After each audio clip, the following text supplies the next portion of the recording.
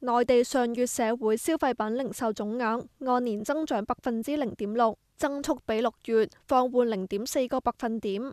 頭7個月按年增長1.2%。上月全國規模以上工業增加值按年增長4.5%，增速較6月少0.8個百分點。頭7個月增長5.3%。進出口方面，上月貨物進出口總額按年增長19.2%。今年頭7個月貨物進出口總額按年增長17.3%。國家統計局話，7月國際地緣政治衝突持續，全球能源市場不穩定，不確定因素較多，影響全球經濟復甦。加上內地部分地區出現高溫、強降雨等極端天氣，衝擊市場供給同需求。但內地經濟仍然保持穩中有進嘅發展態勢。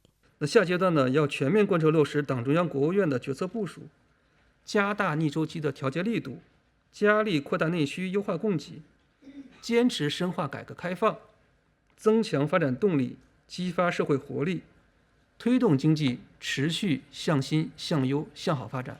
傅凌輝話：國內供強需弱，矛盾突出，部分企業經營困難，經濟穩中向好嘅基礎仍然需要鞏固。香港電台記者蘇海瑩報道。